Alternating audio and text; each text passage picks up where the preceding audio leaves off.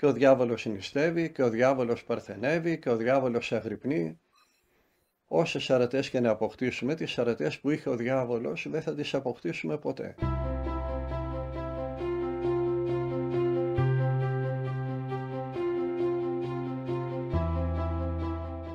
Γέροντα, μια τελευταία ερώτηση. Σε τι συνίσταται η πνευματική προκοπή? Πώς μπορούμε να καταλάβουμε πού βρισκόμαστε, αν πραγματικά έχουμε πρόοδο ή είμαστε στάσιμοι και δεν κάνουμε προκοπή? Πώς μπορούμε να κερδίσουμε τον εαυτό μας στον σωστό ρυθμό πνευματικής προκοπής? Επειδή πολλές φορές κάνουμε την πνευματική ζωή μας όχι για τον Θεό, αλλά για να αισθανόμαστε κάποια εσωτερική ανάπαυση και αυτοικανοποίηση. Καταλαβαίνουμε ότι έχουμε προχωρήσει πνευματικά όταν έχει αυξηθεί περισσότερο η αγάπη μας για τους άλλους. Έχουμε προχωρήσει πνευματικά όταν αυτή η αγάπη που νιώθουμε για τους άλλους φαίνεται στην πράξη, την δείχνουμε. Τότε ξέρουμε ότι έχουμε κάνει πνευματική προκοπή. Αλλά ταυτόχρονα και όταν κάνοντας αυτά που κάνουμε αισθανόμαστε ότι ό,τι κάνουμε το κάνουμε με τη χάρη του Θεού και όχι ότι είναι δικό μας κατόρθωμα. Έχουμε προχωρήσει πνευματικά όταν έχουμε αυξήσει την ταπείνωσή μας. Όσο πιο ταπεινοί γινόμαστε, τόσο πιο πνευματικά έχουμε προχωρήσει. Όταν κάνουμε πράξεις αρετής, όταν δουλεύουμε τις αρετές, κάνουμε την ελεημοσύνη, λέμε κάποιο λόγο στον άλλον και αισθανόμαστε ότι πραγματικά έχουμε αρετές, αυτό δείχνει ότι δεν έχουμε προχωρήσει καθόλου πνευματικά. Γιατί οι άνθρωποι που είναι ενάρετοι και το ξέρουνε, που έχουν αρετές και το ξέρουνε, είναι πολύ σκληροί και απότομοι για τους άλλους. Ενώ ο ταπεινός νιώθει πάντα τον εαυτό του χειρότερο από τους άλλους. Ο ενάρετος είναι απαιτητικός από τους άλλους.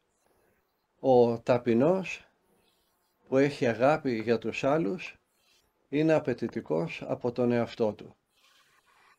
Όταν λοιπόν θέλουμε να ξέρουμε πόσο έχουμε προκόψει στην αρετή, θα κοιτάμε αν εξομολογόμαστε συχνά, αν σκεφτόμαστε καλά για τους άλλους, το καλύτερο για τους άλλους, όταν ακούμε περιπτώσεις σαν τον ιερέα που πέταξε τα ράσα του ή σαν κάποιον άλλον που του συνέβη κάποιο άλλο ατύχημα, προσευχόμαστε περισσότερο για εκείνον?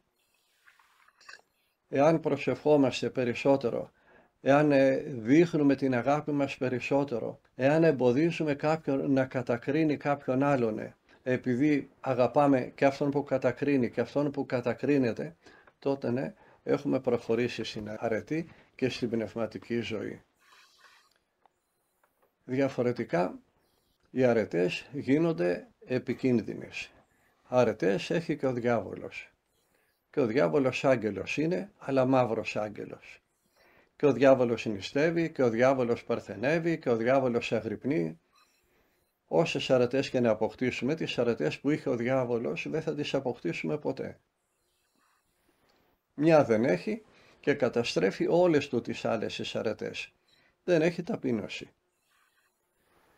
Και όλες οι αρετές πάνε χαμένες και γίνονται επικίνδυνες. Γι' αυτό ο Άγιος Ισάκος Σύρος μιλάει για αρετές που γίνονται φίδια στα χέρια εκείνου που τις έχει.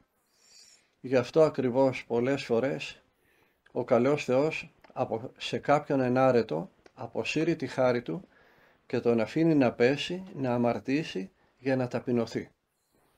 Και αυτή η ταπείνωση θα τον εσώσει, όχι οι αρετές του που τις απέκτησε με τη χάρη και την βοήθεια του Θεού.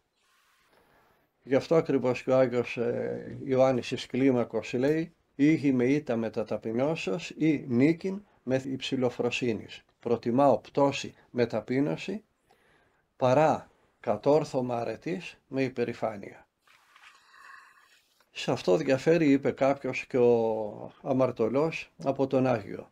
Σε ποιο? Στο ότι και οι δύο είναι αμαρτωλοί. Απλώς ο Άγιος το ξέρει. Ενώ ο αμαρτωλός δεν το ξέρει. Και επειδή ο Άγιος ξέρει ότι είναι αμαρτωλός, είναι ταπεινός, ο αμαρτωλός που δεν ξέρει ότι είναι αμαρτωλός είναι περήφανος. και από αυτό θα χαθεί, όχι από την υπερηφάνεια. Δεν θα χαθούμε γιατί αμαρτάνουμε, θα χαθούμε γιατί δεν μετανοούμε. Και η μετάνοια δείχνει ταπείνωση. Γι' αυτό ακριβώς αυτά τα δυο θα τα επιδιώξουμε με όλη μας τη δύναμη. Την ταπείνωση και την έμπρακτη αγάπη προς τους άλλους, την αγάπη που δείχνεται στην πράξη.